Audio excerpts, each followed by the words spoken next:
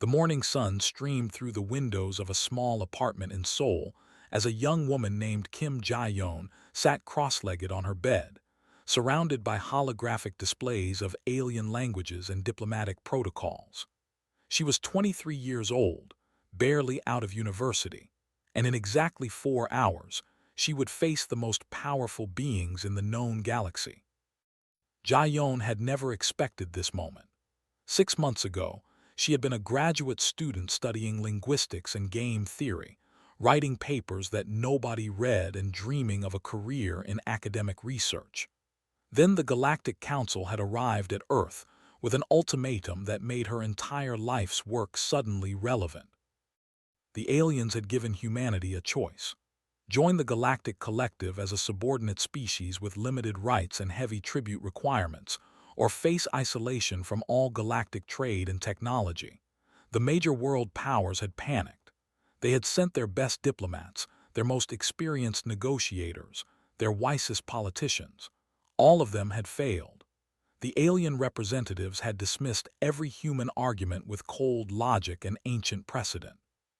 But Jae-yeon had noticed something that nobody else had. While watching recordings of the failed negotiations, she had seen patterns in the way the alien delegates communicated. She had recognized the structure of their arguments from her game theory studies, and she had realized that the Galactic Council was not actually negotiating at all. They were playing a game with rules that humans did not understand. She had written a paper about it. Her professors had laughed. The government officials she contacted had ignored her emails. But somehow, her analysis had reached the desk of someone important, and now everything had changed. A knock at her door made Jae-yeon jump. She opened it to find Director Park, the head of the United Nations Diplomatic Corps, standing in her hallway with a worried expression. "Are you ready?" he asked. Jae-yeon wanted to say no. She wanted to admit that she was terrified, that she had no real experience, that she was just a student who had noticed something in a video. But she remembered what she had seen in those recordings, and she knew that she was the only one who understood what they were really dealing with. "I'm ready," she said. The spacecraft that carried them to the orbital station was sleek and silver, a gift from the collective meant to show humanity what they could have if they accepted the offered terms. Jae-yeon spent the journey reviewing her notes and trying to calm her racing heart. Director Park sat beside her, alternating between worried glances at her and angry mutters about sending a child to do an adult's job. When they arrived at the station, Jae-yeon had to stop herself from gasping. The structure was massive, larger than any building she had ever seen, and filled with creatures of every shape and size. She saw beings made of crystal, entities that floated in gravity-defying bubbles, creatures with dozens of limbs and others with none at all. The council chamber itself was a vast circular room with seats arranged in ascending tiers. At the center was a small platform where the petitioning species was meant to stand.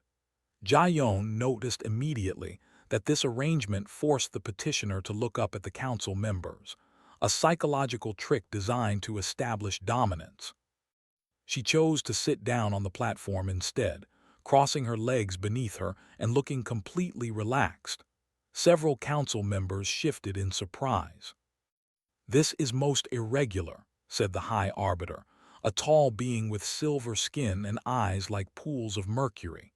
"The petitioning representative is meant to stand." "With respect, High Arbiter," Jae-yeon said in perfect galactic standard, a language she had taught herself in the past 3 months, "there is no law requiring me to stand. I have reviewed the complete text of the collective's founding charter and all subsequent amendments. Standing is traditional, not mandatory." A murmur ran through the chamber. The High Arbiter's silver eyes narrowed. "You have studied our laws," he said. "It was not a question." "I have," Jae-yeon replied, "and I have found them fascinating." She saw the other council members exchange glances. This was not how humans usually behaved. The previous diplomats had been respectful, polite, and ultimately powerless. They had tried to argue with the Council's terms without understanding the system they were operating in. Jaeyeon understood the system. She had spent months learning it, memorizing it, and finding every weakness hidden within it. "Very well," the High Arbiter said. "You may sit. Let us proceed with the matter at hand. The species known as humanity has been offered membership in the Galactic Collective under standard integration terms. You are here to accept these terms or declare your species' rejection of galactic civilization." "Actually," Jaeyeon said, "I am here to do neither." The chamber went quiet. The High Arbiter leaned forward, his expression unreadable. "Explain." Jaeyeon pulled a small device from her pocket and activated it, projecting holographic text into the air around her. The symbols were in galactic standard, and they were taken directly from the collective's own legal archives. "According to Section 847 of the Integration Protocols," she said, "any petitioning species has the right to invoke the proving challenge if they believe the standard terms of membership are inadequate for their unique circumstances." The reaction was immediate. Half the council members began speaking at once, their voices overlapping in a cacophony of protest. The High Arbiter raised a hand for silence, and slowly the noise died down. "The proving challenge," he said slowly, "has not been invoked in over 3,000 years." "That does not mean it cannot be invoked," Jaeyeon replied. "The law still stands, unless you are telling me that the Galactic Council ignores its own laws when they become inconvenient." The question hung in the air like a blade. Jaeyeon knew she was taking an enormous risk. The aliens valued their legal traditions above almost everything else. To suggest that they would discard their own rules was a serious insult. But she also knew that the insult would force them to respond. The High Arbiter's silver skin seemed to darken slightly. "The laws of the collective are absolute. If you wish to invoke the proving challenge, you may do so, but you should understand what you are asking for." "I understand completely," Jaeyeon said. "I invoke the proving challenge on behalf of humanity." The words seemed to echo through the chamber long after she had spoken them. Jaeyeon saw Director Park's face go pale in the audience section. He had no idea what she had just done. Neither did most of the beings present. But the oldest members of the council knew. Jaeyeon could see it in their reactions, the way some of them leaned back in shock and others leaned forward in sudden interest. She had just changed everything. High Arbiter stood, his tall form casting a shadow across the entire platform. "Very well, young human. The proving challenge has been invoked. You have 3 standard days to prepare. When that time has passed, you will face the Council's chosen representative in a contest of wit and wisdom. If you win, you may set your own terms for humanity's integration. If you lose, your species will be classified as unworthy of membership entirely, and you will be cast out from the galactic community forever." Jaeyeon nodded calmly, even though her heart was pounding so hard she was sure everyone could hear it. "I understand the terms. I accept them." As she walked out of the chamber, she felt the weight of every pair of alien eyes on her back. She had just bet the entire future of humanity on her ability to outsmart creatures who had been playing galactic politics for thousands of years.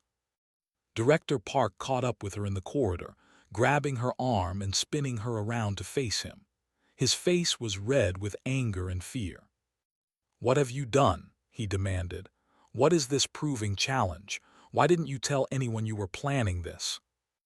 Jaeyeon looked at him steadily. "I didn't tell anyone because you would have stopped me, and the proving challenge is our only chance to be treated as equals instead of servants." "But what is it? What will they make you do?" Jaeyeon took a deep breath. "It's a debate, a game, a test of intelligence and wisdom conducted according to ancient rules, and I am going to win it." Director Park stared at her like she had lost her mind. "You're 23 years old. You've never been in a real negotiation in your life. How can you possibly think you can beat them?" Jaeyeon smiled, and for a moment she looked much older than her years. Because they think exactly the same thing. That's why I'm going to win. The next 3 days were the longest of Jaeyoon's life. She locked herself in the quarters provided for the human delegation and refused to see anyone except a small team of researchers she had specifically requested. Together, they pored over every piece of Galactic Council history they could access, looking for any information about past proving challenges and their outcomes.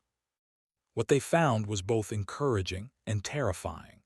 The challenge had been used only 12 times in the entire history of the collective, and only 3 species had won. Those 3 species had gone on to become some of the most powerful members of the galactic community, with rights and privileges far beyond what the standard integration terms offered. The other 9 species had lost. Most of them no longer existed. The stakes are real, Jaeyoon murmured as she read the historical records. They don't just kick you out, they erase you. But she also noticed something else, something that gave her hope. Every species that had won the challenge had done so not through superior knowledge or physical strength, but through creativity. They had found unexpected solutions, turned the rules of the game against the Council, and proved that they thought differently from the established galactic order. That was exactly what Jaeyoon intended to do. On the morning of the 3rd day, she emerged from her quarters looking calm and composed. Director Park was waiting for her, his face gray with exhaustion and worry. "The whole world is watching," he said. "Every government, every news network, every person on Earth. They're all waiting to see what happens." Jaeyoon nodded. "Good, they should watch. This is the moment everything changes." She walked toward the council chamber with her head held high, ready to face whatever came next. Behind her, she could hear Director Park muttering prayers in 3 different languages. She hoped the prayers would help, but she was betting on something much more reliable than prayer. She was betting on the one thing that humanity had always been best at: being underestimated. The council chamber was packed when Jaeyoon entered. Every seat was filled, and hundreds more beings watched from viewing galleries that had been hastily constructed around the edges of the room. News drones from dozens of species floated near the ceiling, capturing every moment for broadcast across the galaxy. Jaeyoon walked to the central platform and sat down in the same position she had used 3 days before. Across from her, on a slightly elevated platform, sat her opponent. His name was Zeth Koran, and he was the Council's greatest living mind. His species, the Vithrani, had been part of the collective for over 50,000 years, and they were famous for their intellectual achievements. Zeth Koran himself had won 17 previous competitions against representatives from other species, and he had never lost. He looked at Jaeyoon with eyes that held no emotion. His face was angular and gray, and his body was thin and elongated like a creature designed for thinking rather than doing. "You are very young," he said, his voice carrying easily across the chamber. "You are very old," Jaeyoon replied. "Neither of these facts tells us anything about who will win today." Zeth Koran's thin lips curved into something that might have been a smile. "Fair enough, young human. Let us begin." The High Arbiter stood and raised his hands for silence. The chamber fell completely quiet. "The proving challenge will now commence," he announced. "The rules are simple. Each competitor will pose problems to the other. The problems may be mathematical, logical, philosophical, or practical in nature. Each competitor has 1 standard hour to solve the problem posed to them. Failure to solve a problem within the time limit results in defeat. The challenge continues until one competitor fails or until both competitors agree to a draw." Jaeyoon nodded. She had known the rules would be something like this, and she was ready. "As the challenged party, the Galactic Council will pose the first problem," the High Arbiter continued. "Zeth Koran, you may begin." Zeth Koran raised one long finger and pointed at a holographic display that appeared in the air between them. It showed a complex mathematical equation that stretched across dozens of variables. This is the infinite cascade equation, he said. It describes the fundamental relationship between entropy and information in closed systems. It has been studied by the greatest minds of the collective for over 12,000 years. In all that time, no one has found a solution. You have 1 hour. Jaeyoon looked at the equation. It was beautiful in a terrible way, layer upon layer of mathematical complexity woven together like a spider's web. She could see immediately why it had remained unsolved for so long. She could also see that it was a trap. "Before I begin," she said calmly, "I would like clarification on the rules. You said I must solve the problem, but you did not say I must solve it in the way you expect." Zethkoran's eyes narrowed slightly. "The problem is the equation. To solve it means to find the value that satisfies all variables." "Does it?" Jaeyoon asked. "Or does it mean to resolve the problem that the equation represents?" A murmur ran through the chamber. The High Arbiter leaned forward, clearly interested. "Explain your meaning," he said. Jaeyoon stood up for the first time since entering the chamber. She walked toward the holographic equation and studied it for a long moment. "The infinite cascade equation is unsolvable," she said finally. "Not because it is too complex, but because it contains an inherent contradiction. Look here." She pointed to a cluster of variables near the center. "This section assumes that information can be destroyed in a closed system. But here," she pointed to another section, "the equation assumes that information is always conserved. Both cannot be true at once." Zethkoran's expression remained unchanged, but Jaeyoon noticed several other council members reacting with surprise. "The reason no one has solved this equation in 12,000 years," Jaeyoon continued, "is because there is no solution. The problem is not the equation itself. The problem is the assumption that the equation has a solution at all." She turned to face the High Arbiter directly. "I cannot give you a number that satisfies this equation because no such number exists, but I can tell you why it doesn't exist, and I can prove my reasoning mathematically. Is that not solving the problem?" The chamber erupted in noise.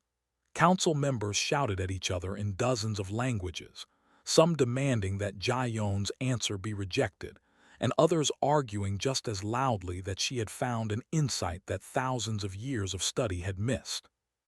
The High Arbiter called for order, and slowly the chaos subsided. "Zethkoran," he said, "your response." The Vithrani scholar was silent for a long moment. His gray face seemed somehow grayer than before. "The human is correct," he said finally. "I have studied this equation for 600 years, and I never saw what she saw in 6 minutes. The contradiction is real. The equation has no solution because it was built on false premises." The chamber exploded again, even louder than before. Jaeyoon stood calmly at the center of it all, waiting for the storm to pass. When order was finally restored, the High Arbiter spoke again. "The proving challenge continues. Human representative, you may now pose your problem to Zethkoran." Jaeyoon smiled. This was the moment she had been preparing for. This was the moment everything changed. "My problem is simple," she said. "It requires no mathematics, no physics, no advanced technology. It is a question that any child could understand." She paused, letting the anticipation build. "Zethkoran, you have 1 hour to answer this. Why did I invoke the proving challenge?" The silence that followed was absolute. Even the news drones seemed to freeze in midair, their operators too shocked to move them. Zethkoran stared at Jaeyoon with an expression that was, for the first time, uncertain. "I do not understand. You invoked the challenge because you wanted better terms for your species. That is obvious." "If that were true," Jaeyoon said, "I would have simply negotiated harder, as our previous diplomats tried to do. I would not have risked the complete destruction of my species on a single contest. So I ask again, why did I invoke the proving challenge? What am I really trying to accomplish?" The Vithrani scholar fell silent, his great mind clearly racing to find an answer. Jayon sat back down on her platform and waited. She had just posed a question that had no wrong answer. Whatever Zeth Koran said, she could claim that he had missed her true purpose. It was a trick, yes, but it was also something more. It was a lesson. The hour passed slowly. Zeth Koran offered several answers, each one more complex and thoughtful than the last. Jayon rejected all of them, not because they were wrong, but because they were not complete. When the hour finally ended, the High Arbiter spoke. Zeth Koran, you have failed to solve the problem posed to you. According to the rules of the proving challenge, you are defeated. The words fell like thunder in the silent chamber. The greatest mind of the collective, the undefeated champion of intellectual combat, had lost to a human child barely past her childhood. But Jayon was not finished. Wait, she said, standing again. I do not accept this victory. Now even the High Arbiter looked shocked. You refuse to accept victory. This has never happened before. Because this challenge was never really about winning, Jayon said. She turned to face the assembled council, her voice carrying to every corner of the vast chamber. I invoked the proving challenge because I wanted to show you something. Not about humanity, but about yourselves. You have been playing the same games, following the same rules, thinking the same thoughts for 50,000 years. And in all that time, you have forgotten something important. She pointed at the holographic equation still floating in the air. You could not solve that equation because you assumed it must have a solution. Zeth Koran could not answer my question because he assumed it must have a single correct answer. You offered humanity a choice between submission and isolation because you assumed those were the only options. Jayon shook her head slowly. But they weren't. There was always a third option, the option to challenge your assumptions, the option to ask why instead of how, the option to refuse the game entirely and create a new one. She looked directly at the High Arbiter. That is why I invoked the proving challenge, not to win but to teach. Humanity does not want to join your collective as servants. We do not want to be isolated from galactic civilization. What we want is to be partners, equals, friends. The chamber was absolutely silent. Every being present seemed to be holding their breath. Reject us if you must, Jayon continued. Erase us from the galaxy if that is your law, but know this, we will never stop asking why. We will never stop looking for the third option. And one day, whether you accept us or not, we will change the galaxy simply by being ourselves. She sat back down and crossed her legs, her posture as relaxed as if she were sitting in her apartment back in Seoul. I have said what I came to say. The rest is up to you. For a long moment, nothing happened. Then, slowly, Zeth Koran rose from his platform. He walked across the chamber to stand before Jayon, his tall form towering over her. In 600 years of life, he said quietly, I have never been taught anything by another being. Today, a human child barely older than my youngest thought has shown me something I did not know about myself. He turned to face the council. I vote to accept humanity as full partners in the galactic collective, not because they defeated me, but because they proved that they think in ways we have forgotten how to think. That is worth more than any tribute they could pay. One by one, other council members rose to their feet. Some voiced agreement, others disagreement, and for hours the debate raged through the chamber. But Jayon knew she had won. Not the proving challenge, not the negotiation, but something much more important. She had won the right for humanity to be seen.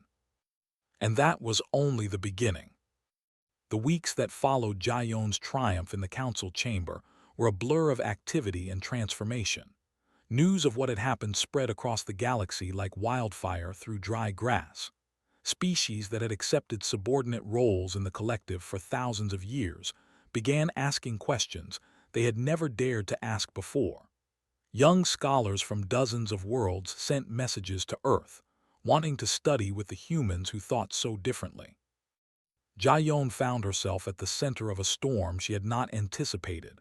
She had expected to return home quietly after the challenge, perhaps to resume her studies or take a minor diplomatic position. Instead, she became the most famous human in galactic history. The first month, she spent almost entirely in meetings. The Galactic Council had agreed to negotiate new terms for humanity's membership, and they wanted Jaeyon to lead the human delegation. Director Park, who had once doubted her so fiercely, now deferred to her judgment on everything. "You understand them in ways none of us do," he admitted one evening as they reviewed proposals in their quarters on the orbital station. "Every time I think I know what they want, you show me I was wrong." Jaeyon smiled tiredly. "I don't understand them completely. I just learned to ask why they do things instead of just accepting that they do them." The negotiations were difficult but productive. The aliens had developed their integration protocols over tens of thousands of years, and changing them was not simple. But Jaeyon found allies in unexpected places. Zeth Koran, her former opponent, became her strongest advocate on the council. He argued passionately that the old ways needed to evolve, that the collective had grown stagnant without fresh perspectives. "We built this system to preserve our civilization," he said during one heated debate. "But in preserving it, we stopped letting it grow. The humans offer us something we lost long ago, the ability to see ourselves clearly." By the end of the second month, the basic framework of a new agreement was in place. Humanity would join the collective as a full partner, with equal voting rights on the council and no tribute requirements. In exchange, humans agreed to establish exchange programs with other species, sharing their unique perspective through education and collaboration. It was more than anyone on Earth had dared to hope for. But Jaeyon knew that the agreement was only the beginning. The real work would take generations. She threw herself into building the foundations of that future. She helped design the first human-alien university, an institution that would bring students from across the galaxy to learn together. She advised the New Earth Integration Committee on how to prepare humanity for galactic society. She gave speeches, wrote papers, and answered endless questions from journalists, politicians, and ordinary citizens who wanted to understand what she had done and why. Through it all, she never lost sight of what mattered most. Every decision she made, every word she spoke was guided by a simple principle. Humanity's greatest strength was not its technology, its resources, or its military power. Its greatest strength was its ability to ask questions that others had stopped asking. One evening, 6 months after the proving challenge, Jaeyon stood on an observation deck on the orbital station and watched Earth turning slowly below her. The planet looked small from this height, a blue and green marble against the black velvet of space. Zeth Koran found her there, his tall form casting a long shadow in the artificial light. "You seem troubled," he said, standing beside her. Jaeyon nodded slowly. "I've been thinking about what happens next. We won this battle, but there are many more to come. Not everyone in the collective is happy about the changes we've brought. Some of them want to see us fail." "That is true," Zeth Koran agreed. "The Rithani and the Vox have formally protested the new integration terms. They believe that allowing humans equal status will destabilize the entire system." "And they might be right," Jaeyon said. "That's what worries me." Zeth Koran was silent for a moment, then he made a sound that Jaeyon had learned to recognize as Vithrani laughter. "You are still asking questions that others would not ask. That is good. But consider this. The system you fear destabilizing was already unstable. It had simply become so rigid that no one noticed the cracks."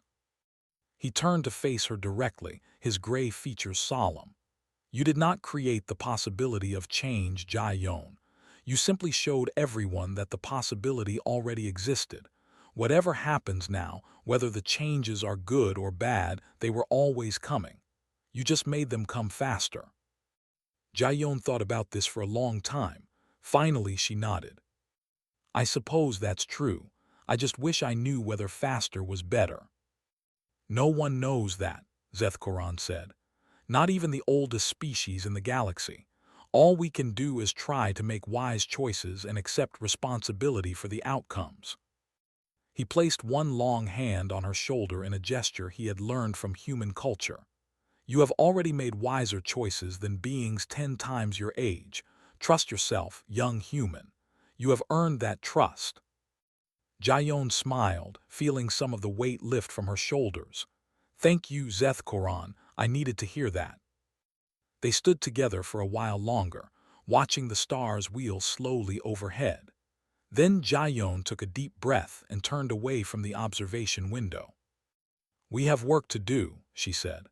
"The first human ambassador to the Vox homeworld leaves next week, and I need to brief them on what to expect." "I will accompany you," Zethkoran said. "My perspective on the Vox may be useful." They walked together through the corridors of the station, the human girl and the ancient alien, partners in a project that would reshape galactic civilization. Ahead of them lay challenges that neither could fully imagine. There would be conflicts and crises, triumphs and disasters. The path forward would not be smooth or easy.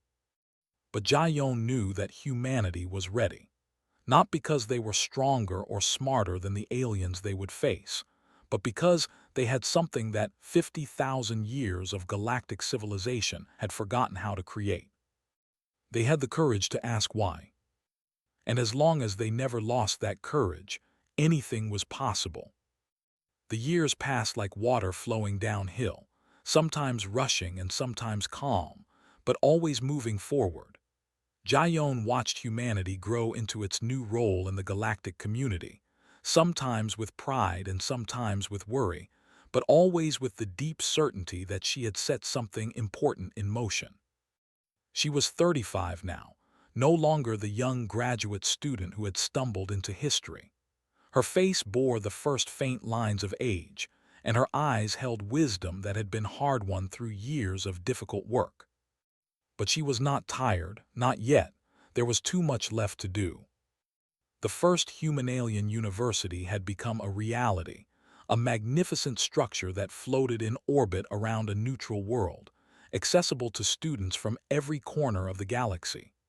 Jayon had become its first director, overseeing a faculty of hundreds and a student body of thousands. Every day brought new challenges.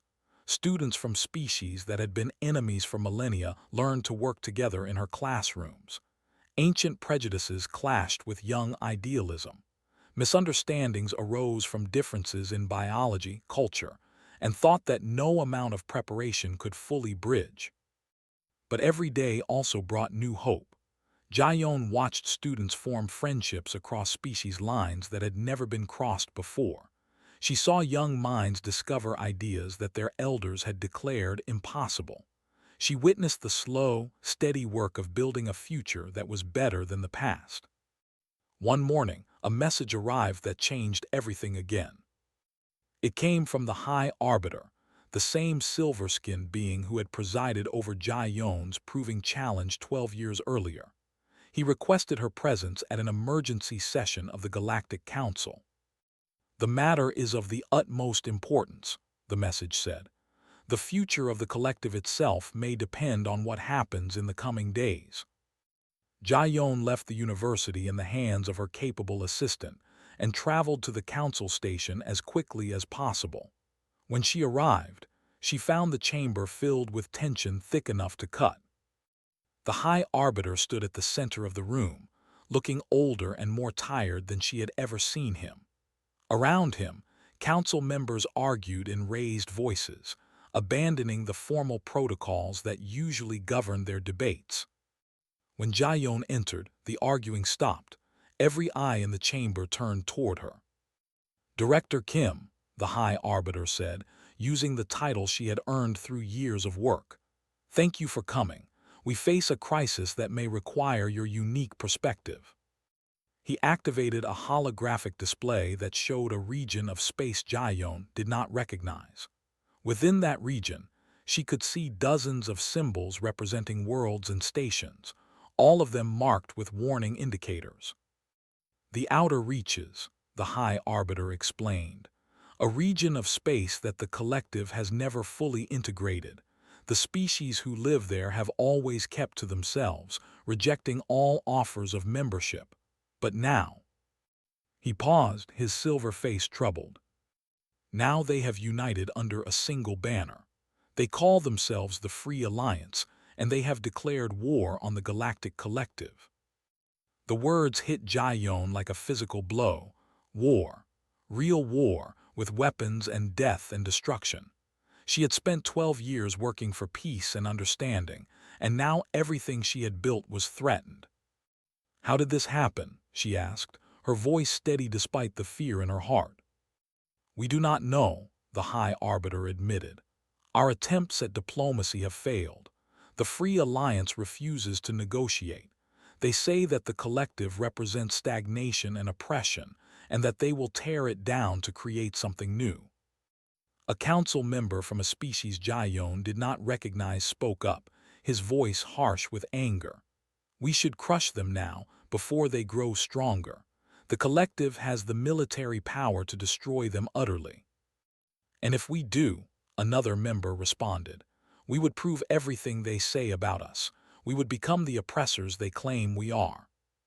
The debate raged on, voices rising and falling in waves of fury and fear. Jaeyoon listened carefully, searching for the pattern beneath the chaos. And slowly, she began to understand.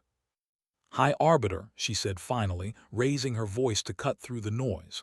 "May I speak?" The chamber fell silent. The High Arbiter nodded. Jaeyoon stepped forward into the center of the room, just as she had done 12 years ago. She felt the weight of every eye on her, the pressure of expectations she had never asked for but could not escape. "I have listened to this debate," she said, "and I have heard many arguments. Some say we should fight, others say we should surrender, but no one has asked the most important question." She paused, letting the silence build. "Why now?" A murmur ran through the chamber. The High Arbiter leaned forward. "Explain." "The outer reaches have existed for as long as the collective itself," Jaeyoon said. "The species there have always been independent. Why have they chosen this moment to unite against us? What has changed?" She began to pace slowly around the central platform, her mind working through the puzzle. 12 years ago, I came to this chamber and challenged your assumptions about humanity. Since then, the collective has changed. New species have been granted equal status. Old traditions have been questioned. The rigid order that existed for 50,000 years has begun to shift." She stopped and looked directly at the council members. "The Free Alliance is not attacking the old collective. They are attacking the change. They are afraid that if the collective becomes stronger and more flexible, it will eventually absorb them too. They would rather fight now, while they think we are weak, than wait until we become too strong to resist." The chamber was completely silent. Jaeyoon could see council members exchanging glances, considering her words. "If I am right," she continued, "then military force will not solve this problem. Even if we destroy the Free Alliance completely, we will only prove their fears correct. Other independent species will see us as conquerors, not partners. Everything we have worked for will be undone." "Then what do you suggest?" the High Arbiter asked. Jaeyoon smiled, a slow smile that held 12 years of experience and wisdom. "I suggest we do what I did 12 years ago. We change the game." She activated a holographic display of her own, showing the same region of space, but with new markers added. "The Free Alliance is united by fear, but fear is a weak foundation. Somewhere in that alliance are species who want peace, who want cooperation, who want what we are offering. We need to find them and show them a different path." "You speak of diplomacy," a council member said skeptically. "They have already refused diplomacy." "They refused formal diplomacy," Jaeyoon agreed. "They refused envoys and protocols and treaties, but that is not the only way to reach people." She thought of her students at the university, the young minds from dozens of species who had learned to see beyond their differences.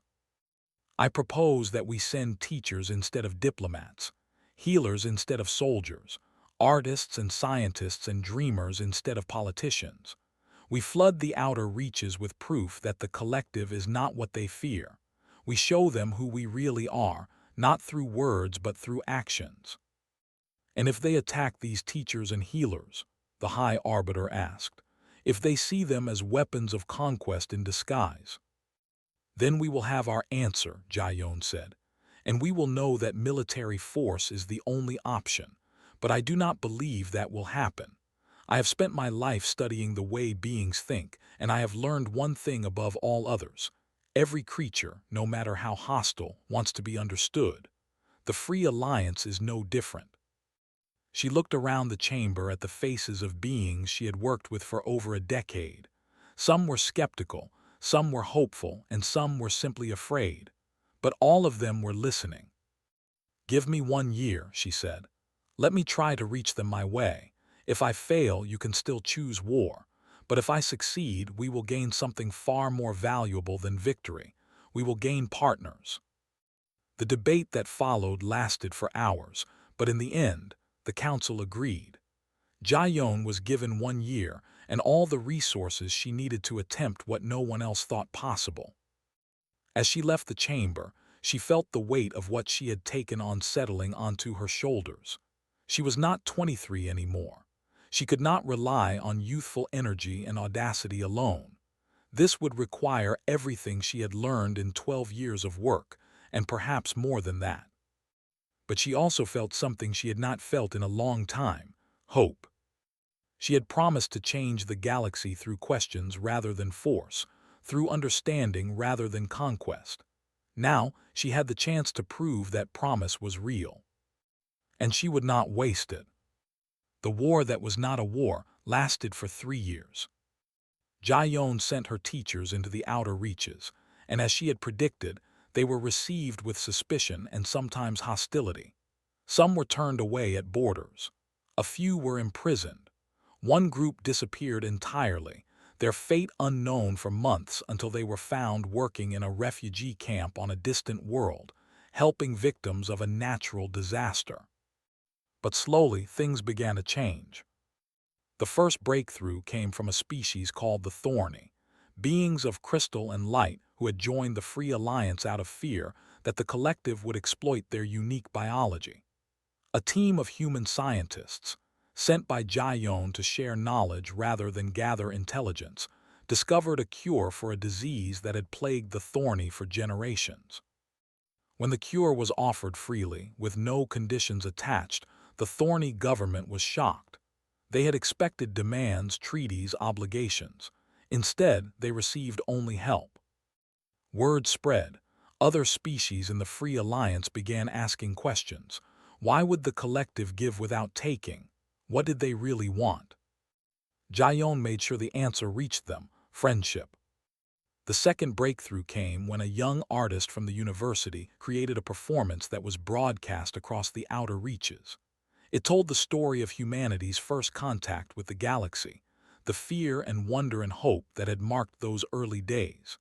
It showed how humans had felt small and afraid, surrounded by beings far more powerful than themselves.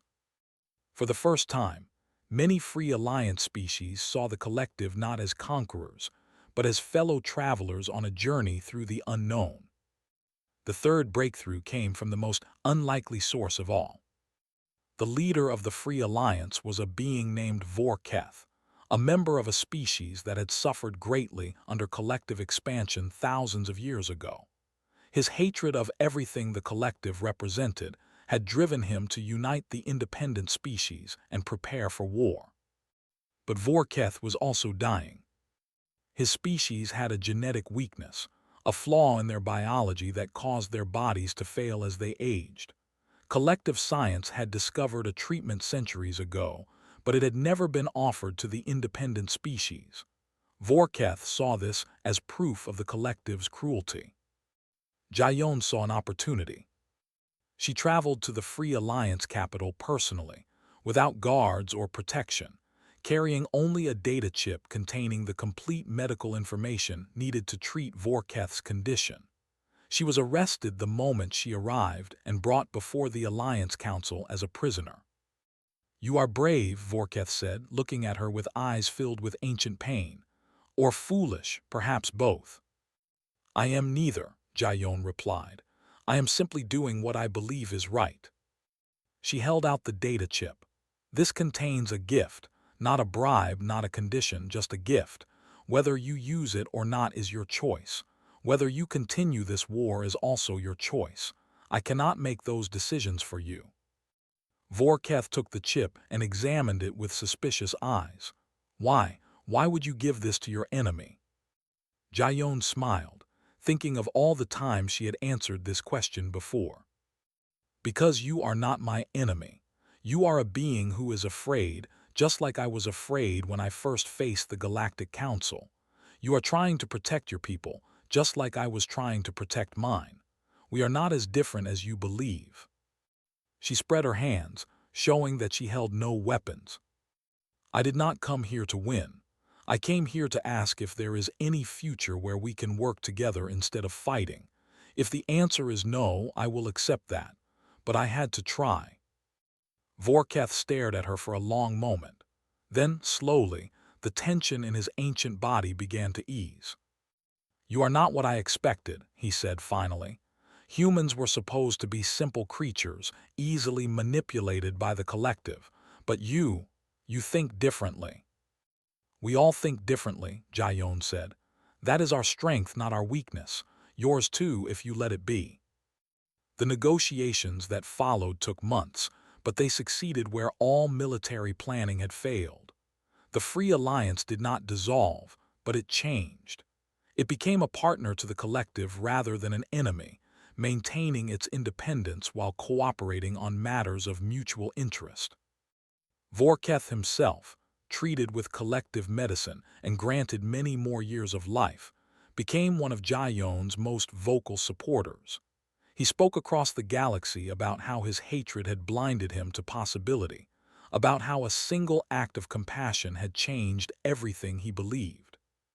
When Jayon returned to the Galactic Council to report her success, she received something that had never been given to a human before: a standing ovation from the assembled representatives of 10,000 worlds. The High Arbiter, older now but still silver-skinned and stern, walked down from his elevated platform to stand before her. 15 years ago," he said, his voice carrying through the silent chamber, "a young human student sat on this floor and told us that we had forgotten how to ask questions. Since then, you have shown us what humanity truly offers the galaxy. Not strength, not technology, not resources, but the courage to see things differently." He placed his hand over his heart in a gesture of profound respect.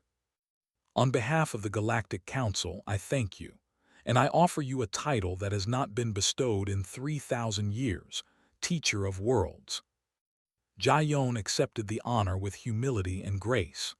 But as she stood there, surrounded by beings from every corner of the galaxy, she thought not of her accomplishments, but of all the work still left to do. The galaxy was vast and humanity was small, but smallness had never stopped them before. 20 years after the proving challenge, Jayon stood once again on an observation deck and watched the stars. She was 43 now, her hair showing streaks of gray, her face marked by years of work and wisdom. Below her, the galaxy spread out in all its infinite complexity. Billions of worlds, trillions of beings, countless stories unfolding every moment of every day. And among them, humanity continued to grow. Human teachers worked on 1,000 worlds, sharing their unique perspective with species who had never encountered it before. Human artists created works that were celebrated across the galaxy. Human scientists collaborated with alien researchers to solve problems that had seemed impossible. But more than that, humanity had taught the galaxy something precious: the courage to question. New species emerged from isolation to join the great conversation of civilizations. Old traditions were examined with fresh eyes. Conflicts that had simmered for millennia were finally addressed, not through force but through understanding. The galaxy was changing, and humans had been the catalyst. Jayon felt a presence beside her and turned to find Zeth Koran, her old friend and former opponent. He had aged too, though his species measured time differently than humans. His gray face was lined with centuries of thought. "You are thinking about the future," he said. "I am always thinking about the future," Jayon replied with a smile. "And what do you see?" Jayon considered the question carefully. She saw challenges ahead, conflicts that would need to be resolved, problems that would need to be solved. She saw the endless work of building understanding across species and cultures that had nothing in common except their shared existence in the cosmos. But she also saw something else. "I see possibility," she said finally. "I see a galaxy where beings from every world can learn from each other, where differences are celebrated instead of feared, where the question, why, is asked not as a challenge but as an invitation." She turned to face her old friend. "When I was young, I thought my job was to save humanity from the aliens. Now I understand that my job was always bigger than that. It was to help everyone, human and alien alike, become something better than they were." Zeth Koran made his sound of Vithrani laughter. "You have succeeded beyond anything I could have imagined. The galaxy is not the same place it was when we first met." "No," Jayon agreed, "it isn't, and that is exactly as it should be." She looked out at the stars one last time, thinking of all the beings who lived among them. Some were friends, some were strangers, and some were still potential enemies. But all of them were part of the same story, a story that had been unfolding for billions of years and would continue long after Jayon was gone. Humanity had earned its place in that story, not through conquest or submission, but through the simple, powerful act of asking questions that others had forgotten how to ask. And as long as there were humans who kept asking those questions, the future remained open, full of possibility, waiting to be written. Jayon smiled and turned away from the observation window. There was work to do, there was always work to do, and she was ready to do it.